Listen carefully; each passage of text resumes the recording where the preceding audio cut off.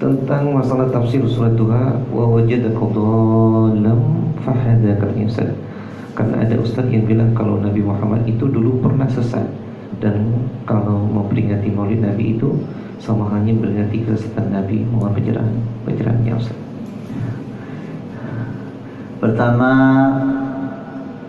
ulama mengharamkan ada tahgir lin Nabi, ada ucapan, ada perbuatan yang menunjukkan merendahkan Nabi.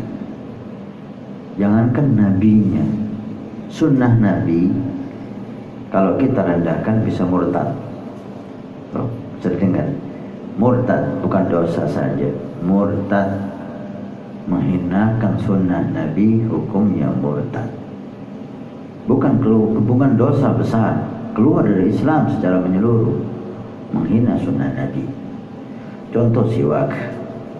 Jika ada orang menghina siwak, apa ini, kayu, cici, ini itu, ada kehinaan, dan dia tahu bahwa ini sunnah Nabi, dan dia tahu bahwa perbuatannya ini membuat dia keluar dari Islam, tetap dia lakukan, maka hukumnya murtad.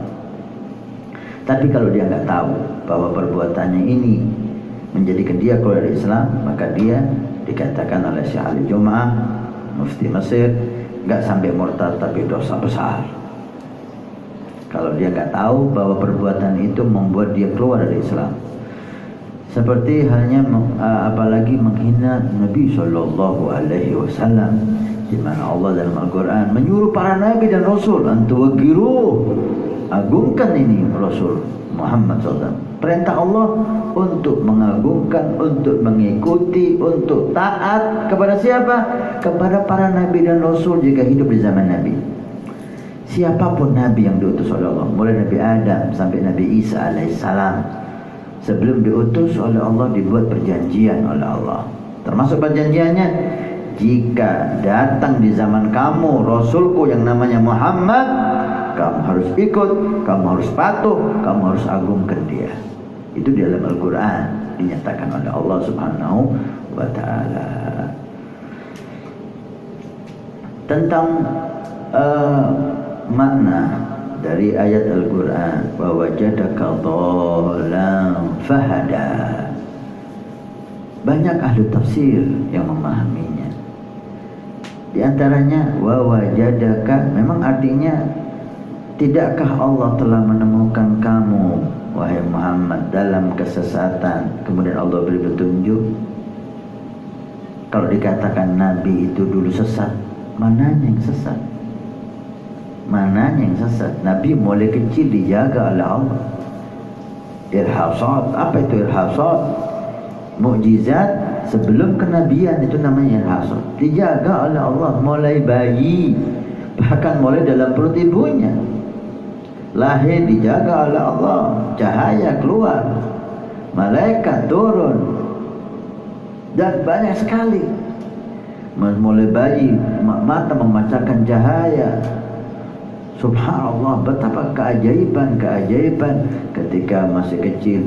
Allah membelah dadanya, kasfus sadar, kemudian sampai beliau dewasa dijaga oleh Allah Subhanahu wa ta'ala. Sesat dari mana?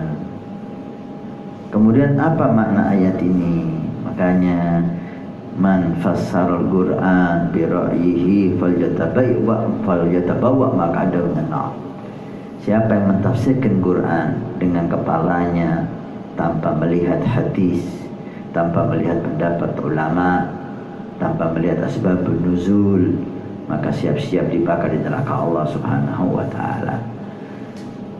Ulama mengatakan wa wajadaka wa wajada ummataka dhalan fahadallahu bika. Tidakkah kamu menemukan umatmu wahai Muhammad dalam kesesatan jahiliyah, menyembah berhala, yang kuat menzalimi yang lemah, yang kaya menindas yang miskin, punya anak perempuan malu dibunuh seperti Sayyidina Umar sebelum Islam, penuh kesesatan. Nabi menjumpai umatnya ini dalam kesesatan dan dia sumpah. Gimana ini caranya umat ini? Karena beliau masih dalam agama abahnya Ibrahim. Dia tidak sependapat dengan apa yang dilakukan masyarakat Quraisy di waktu itu, menyembah berhala, menindas. Ini kesesatan yang dimaksud oleh Allah, sehingga beliau menyendiri di Gua Hira. Datanglah wahyu dari Allah Subhanahu wa taala dan Allah memberi hidayah kaumnya Nabi, umatnya Nabi dengan Nabi sallallahu alaihi wasallam. Maka begitu indah ayat ini. Allah temukan umatmu dalam kesesatan dan Allah beri hidayah mereka denganmu wahai Muhammad. Tidakkah itu nikmat? Tidakkah itu nikmat? Wajadaka dhalan fahada. Begitu indah artinya, dan ayat ini menunjukkan keagungan Nabi sallallahu alaihi wasallam, bukan menunjukkan malah kehinaan Nabi sallallahu alaihi wasallam. Apalagi dikiaskan dengan memperingati kelahiran Nabi yang berarti memperingati kesesatan Nabi. Innalillahi wa inna ilaihi raji'un. Muslimah yang bisa berkata semacam ini, seorang mukmin yang mana yang mampu berucap seperti itu, imannya perlu dikoreksi, Islamnya perlu diperbaiki. Maka jangan digunakan hal semacam ini yang berkaitan dengan keagungan Nabi untuk perdebatan. Jangan kita kotori dengan hal semacam ini. Cinta Nabi, mengagungkan Nabi adalah asas pondasi iman. Tanpa itu tidak ada iman. Seperti yang disabdakan Nabi sallallahu alaihi wasallam.